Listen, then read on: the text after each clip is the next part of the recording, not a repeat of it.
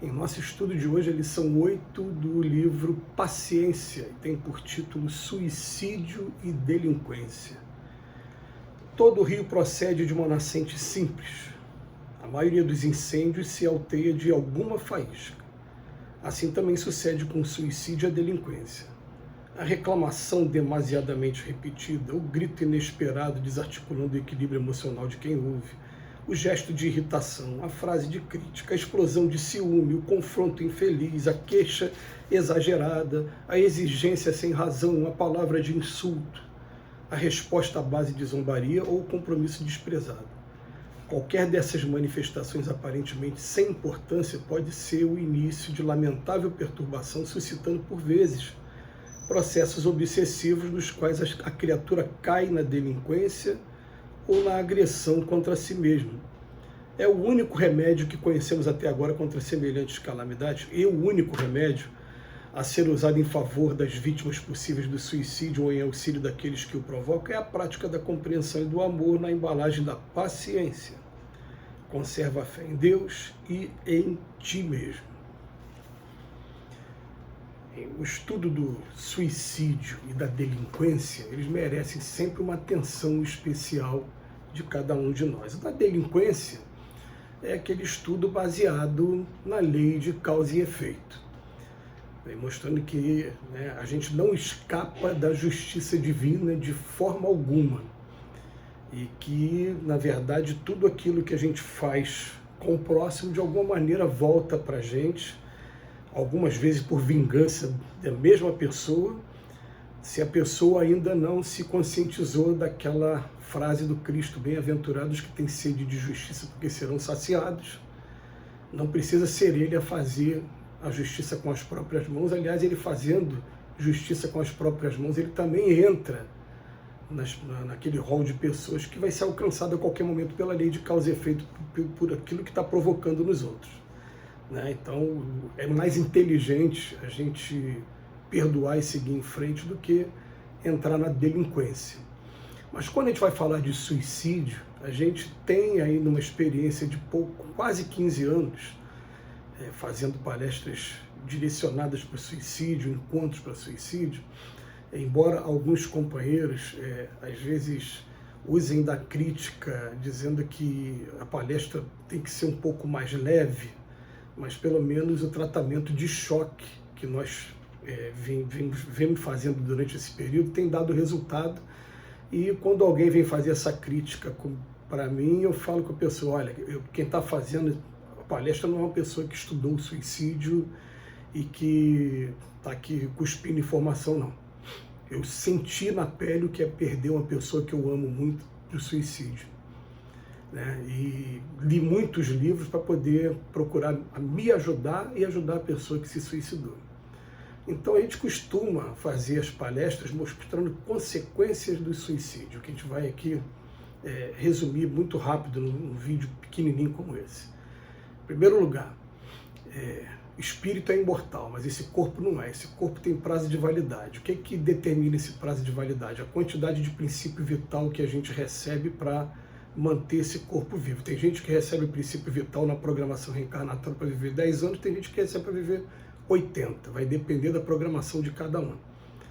Quando eu voluntariamente tenho a intenção, são os ingredientes, abrevio a vida do meu corpo físico, primeira consequência do suicídio: não consigo me desligar do corpo. O princípio vital deixa o espírito lúcido no primeiro momento, mas que o sofrimento é tão grande que ele entra num processo de loucura mesmo, ele fica preso no próprio corpo. É terrível essa informação, Ficar preso dentro de um quarto, dentro de uma sala, com pena.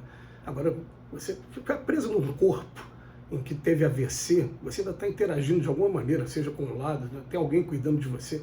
Agora, você ficar preso num corpo que já não tem mais vida, e que esse corpo vai para dentro de um caixão e o corpo vai entrar em decomposição, e muitos relatam até que sentiram os efeitos da decomposição, é terrível e inimaginável.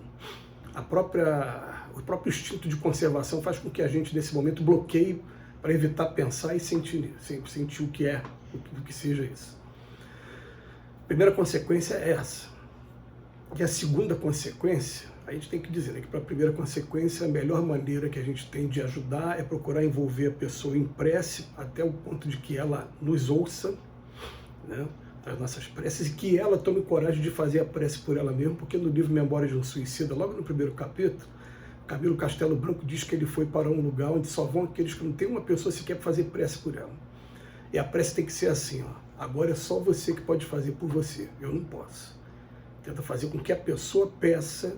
Siga o exemplo até do André Luiz, que relata lá no livro nosso lá, que quando ele entrou numa prece fervorosa durante um tempo que ele nem sabe explicar qual foi, ele conseguiu esvair o que restava de princípio vital nele e olhou para frente e viu o ministro Clarence que veio resgatá-lo. Já era um pedido da sua mãe, a mãe do André Luiz, do plano espiritual. Mas é um trabalhinho que você vai fazer de oração e tem que ter equilíbrio, a gente sofre, é difícil, mas tem como ajudar. Qual é a segunda consequência do suicídio? Depois de passar esse período, que uma vez eu perguntei para os espíritos, até quanto tempo pode ficar nesse estado? Até o tempo em que ele ficaria encarnado. Eu falei, tá bom, mas a pessoa com 20 anos de idade, ela estava com a programação para viver até os 80. Um corpo não vai levar 60 anos de decomposição.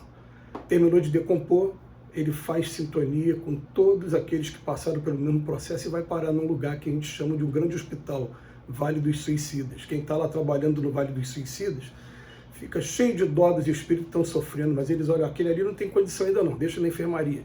Esse aqui, o princípio vital dele está quase acabando, pode resgatar aquele ali, a caverna não sei das contas, pega a pessoa. Segunda consequência do suicídio, a lesão que eu promovi no meu corpo, eu marco também o meu corpo espiritual, o perispírito, para facilitar a compreensão, né? A gente sabe que tem diferença de um para o outro, mas aqui o tempo é muito curto para explicar. Marquei meu perispírito e, sem exceção, na próxima encarnação, eu trago a marca comigo do que eu fiz no meu corpo.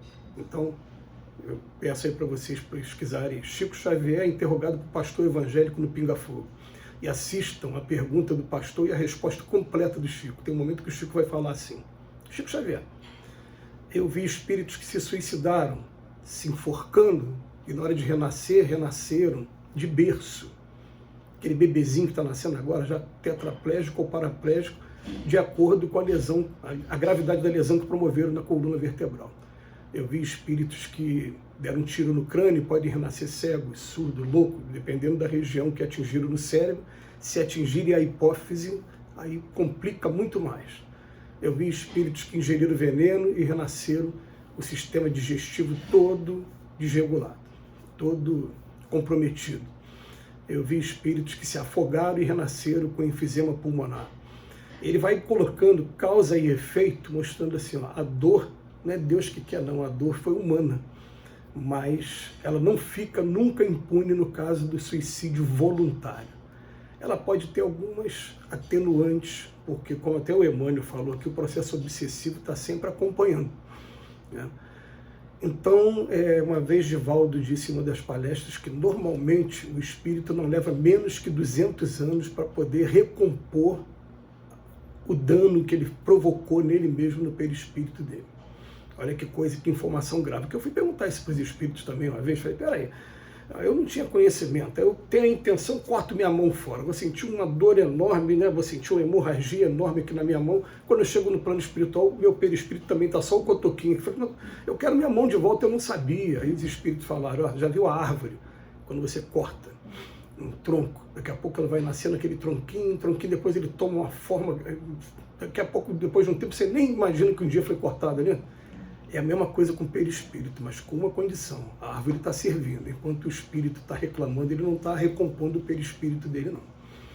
Então, essas informações fizeram com que eu tomasse a coragem de todo mundo que vira para mim dizendo que vai se suicidar, ou que teve ideia de suicídio, independente da religião, credo, se era ateu ou não. Já peguei gente da Igreja Universal do Reino de Deus, da Assembleia de Deus, católico.